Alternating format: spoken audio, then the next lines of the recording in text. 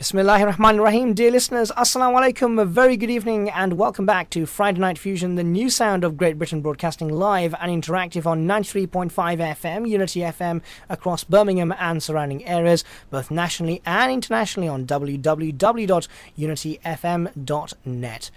Now, for many years, many have spoken about the Palestine-Israeli conflict. Many have expressed their opinion on the subject. Of course, people on the Palestinian side, or those who are sympathetic towards the Palestinians, very much accuse Israel of great human rights breaches, and the feelings, some would say, are equally as strong on the Israeli side. Of course, Israel constantly talks about its need for protecting national security, but our objective in this part of the program is to identify as to whether we will ever have peace in the Middle East. And we're not just talking about the Israeli-Palestinian conflict, we are also talking about the general turbulence that we see in the Middle East at the moment. Over the past few months, you've seen uprising in places like Libya, Syria, and around the Middle East, where people have been standing up for democracy, have been working against or standing up against the dictators or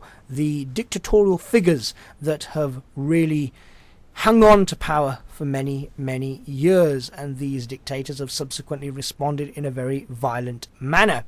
However, can we ever get democracy in the Middle East? Will we ever have a solution to the Israeli-Palestinian conflict, or is these one of those issues that will never actually move forward? We regularly hear that people who live in Palestine or Israel actually do want to move forward towards a peace solution. Is this true? And if so, is it their leaders that are holding them back? Is it the more extreme factions in the Israeli government, for example, that don't want to move towards a peace solution? Or is it the more extreme factions in the Palestinian political system as well that are holding this process back? Well, to discuss this topic with me, I'm very happy to say we have an internationally renowned guest, an academic who is very well known for his ability to understand these sorts of issues. He has spoken passionately about them on a regular basis. He has spoken around the world, in fact, as well as writing many books and journals on the topic. We welcome Dr. Mordechai Kedar here to the Unity FM studios, who has come all the way from Israel today to be with us. Dr. Kedar, thank you very much for joining us on Unity FM's Friday Night Fusion today. My pleasure and my honor.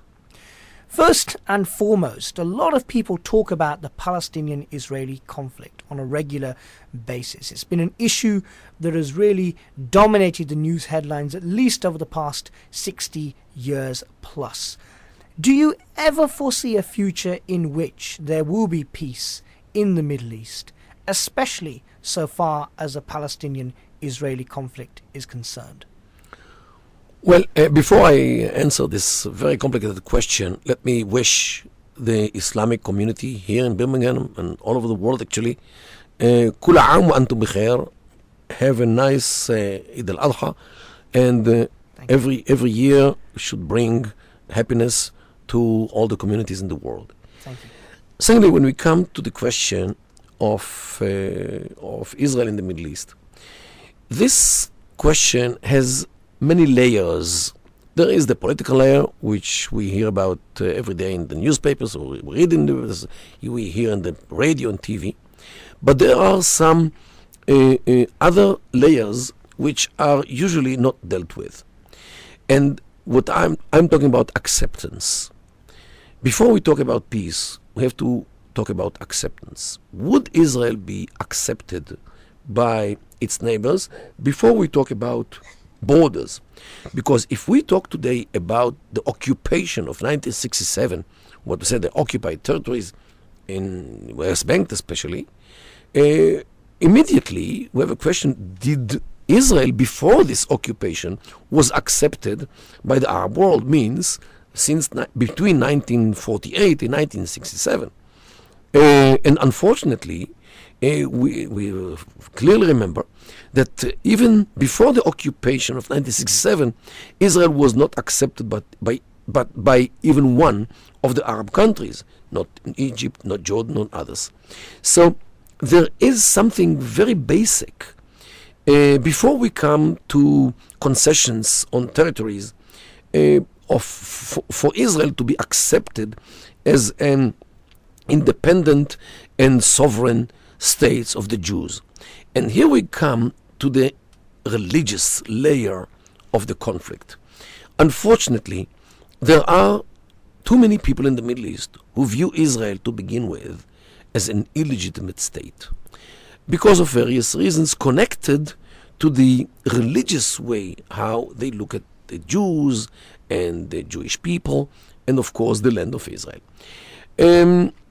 Some of them, especially in the circles of the Muslim Brotherhood, do not look at Jews as a nation. They are a community or communities who should remain everywhere in the world where they are, in Poland, in Morocco, in Yemen, in Iraq, because they are actually not a nation.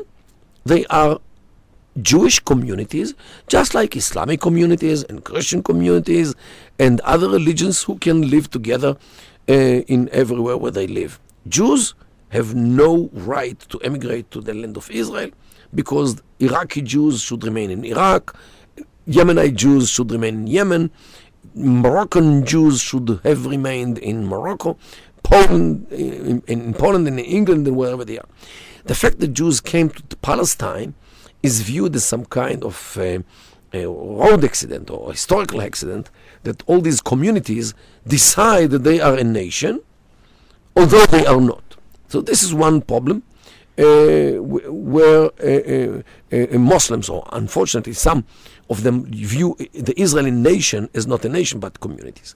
Secondly, they view the land of Israel as some kind of an occupied territory, regardless of the 670 from 1948 occupied territory, because according to their interpretation, a land has only one way ticket to enter into the Dar al-Islam and not out.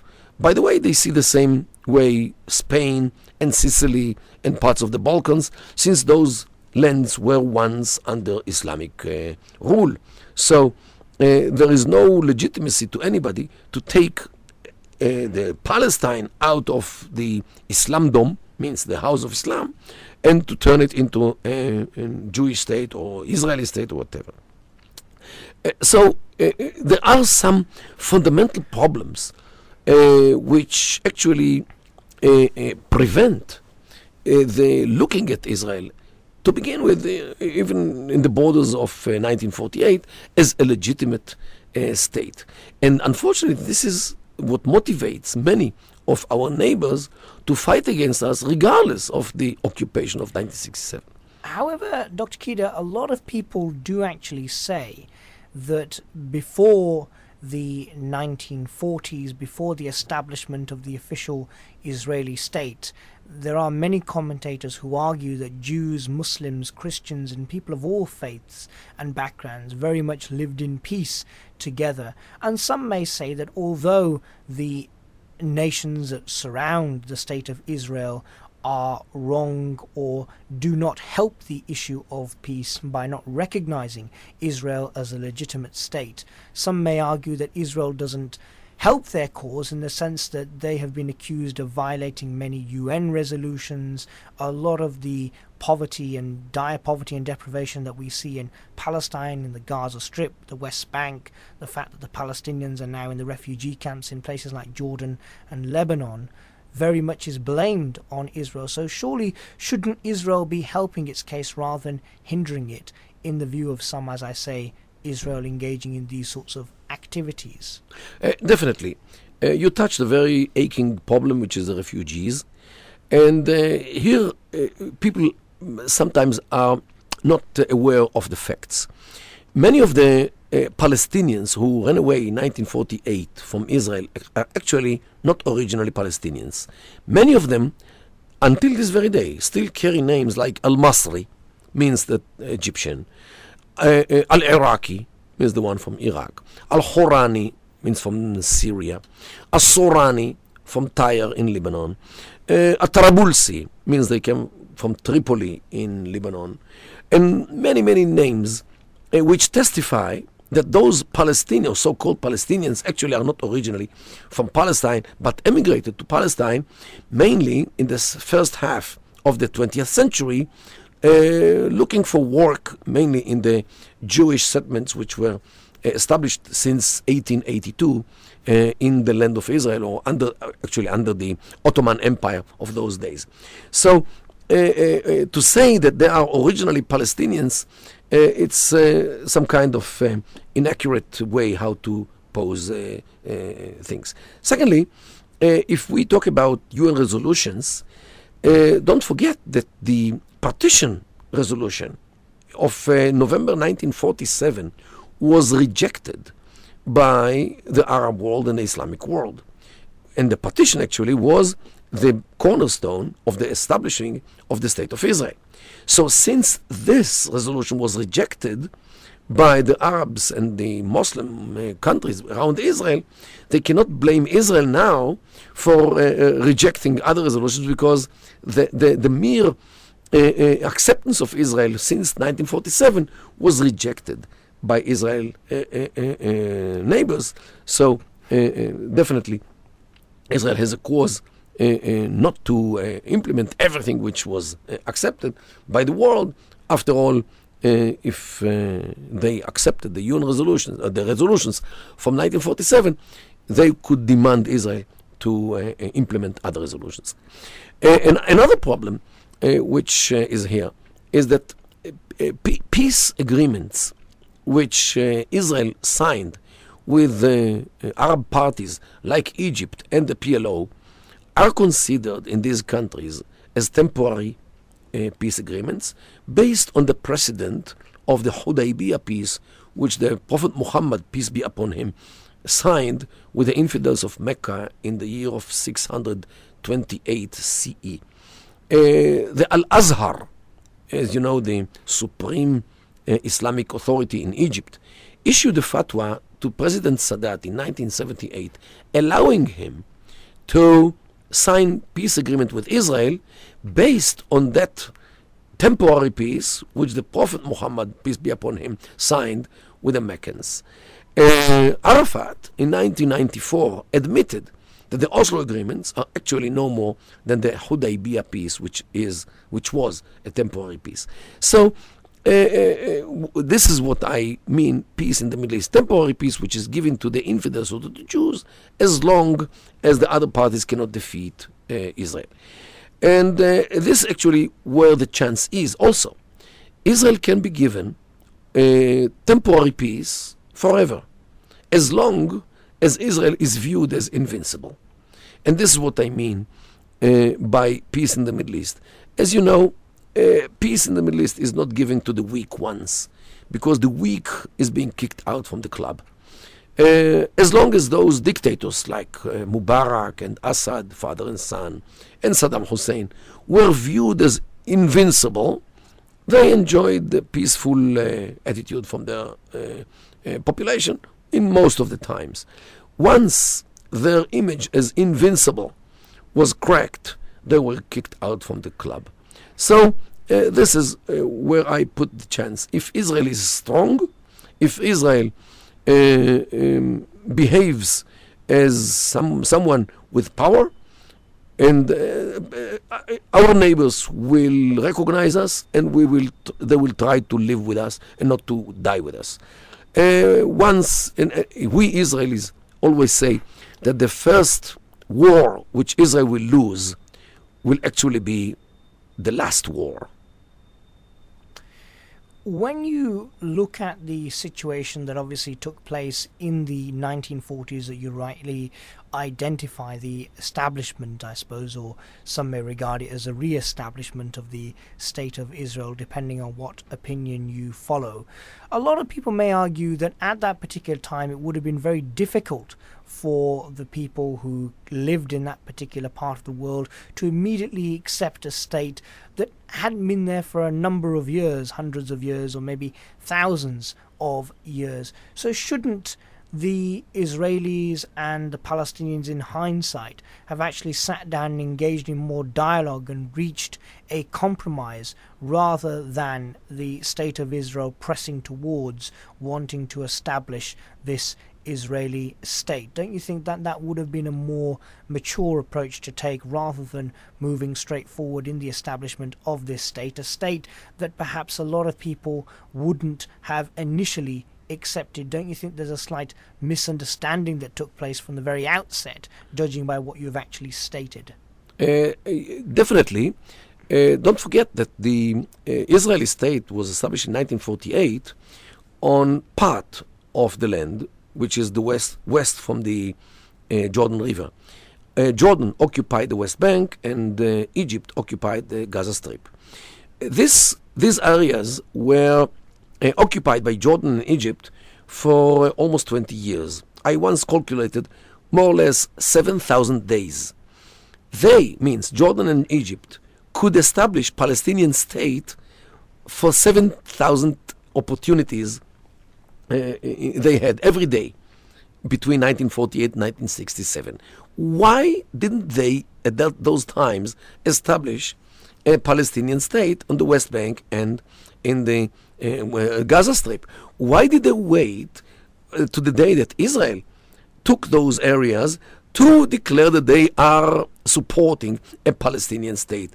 After all, Jordan could do it with no time between 48 and 67, and so could Egypt on Gaza Strip. So blaming Israel for not allowing a Palestinian state to be established is some kind of diverting history, because the Arab state could do it without Israel or without Israel's consent. However, when we look today about what happens in Israel and between Israel and Palestinians during the last 2 years, since the so-called Arab Spring erupted, starting in Tunisia and spreading to Egypt, Libya, Yemen, Bahrain, and finally to Syria as well, what we do not see, the same thing reproduced either between the Israeli and Palestinians in the West Bank and Gaza, and especially we don't see it within Israel, where 20% of the population are Arabs, most of them are Muslims.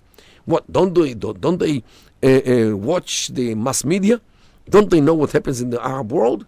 Definitely they know what happens in the Arab world. Yet, they prefer to live with the Israelis the way they do, rather than burst into the streets and shake the boat.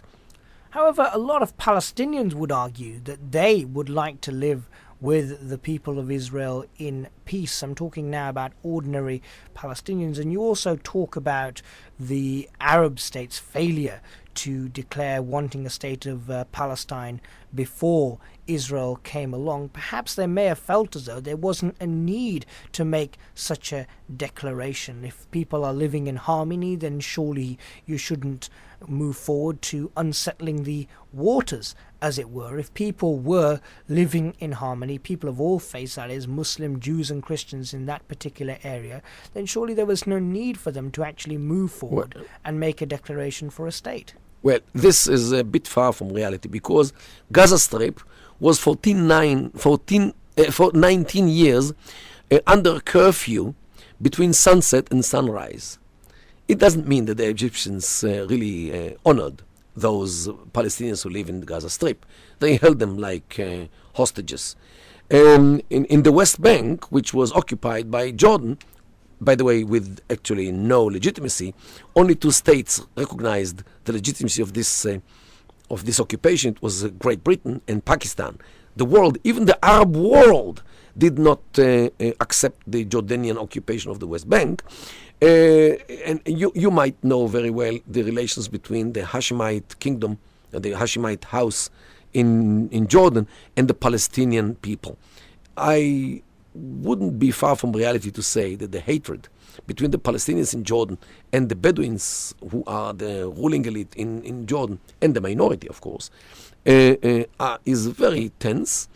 And definitely one of the reasons that the King Hussein in 1988 was very happy to get rid of the West Bank by declaring the detachment of the West Bank from Jordan is because he didn't like those Palestinians. So he could give them a state for 19 years before, And this is not harmony to say until this very day, as you might know, in Jordan today, many Palestinians talk about what they say in Arabic, al-Watan al-Badil, means the alternative homeland. They are talking about dividing Jordan to two states, a Palestinian state in the north and a Bedouin state in the south. This is as far as love, hugs and kisses are in Jordan between the parts of Jordan. And if you want, you can extend this view to other parts of the Arab world as well. Tribalism and clanism and loyalty to the ethnic groups like Arabs and Kurds and Turks is alive and kicking in those countries. Iraq is divided between Arab state and a Kurdish state. Sudan was divided recently between an Islamic state in the north and Christian and others in the south. Southern Yemen today, the people in southern Yemen talk about resuming their independence from the northern part of Yemen as well. Syria is falling apart between Kurdish state in the northeast, Alawi state in the northwest, and the Druze state in the south. People in Libya talking about dividing Libya between Tripolitania and Cyrenaica, means the eastern and the western part of Libya, because there are different tribes. So these are the currents today in the Arab world which actually tear those states into pieces. And I didn't mention Lebanon, which is always on the edge of being divided between Sunnis and Shiites and Christians and Druze, only because they failed in shaping one nation, which will be Lebanese, rather than communities, Christian and so forth. So this is actually the social situation in the Middle East. And the Arab modern, I would say, nationalism actually is an ideology in bankruptcy. The nationalists are viewed today as people who lost their credibility, and the nationalist states like Syria actually is falling apart, and the tribes and the religions and the ethnic groups actually emerge from under the carpet. But whatever the failings are on the part of the Arab states, and of course you've clearly illustrated there how there are a lot of divisions between different communities, and the fact that countries are not uniting as one, are very much separating themselves in communities, surely it would be for the Palestinians then back in the 1940s, for them wanting to actually have the right to declare their own sense of sovereignty and independence. Surely they wouldn't need to actually rely on other Arab states to help them to do that. Yes, but if you look at the sociology within the Palestinian areas, you can see big differences. Gaza is actually people with Bedouin background. Their language is different. The language is more or less Saudi language. While in the West Bank, there are peasants and city dwellers who are different culture, different language, different mindset, different everything.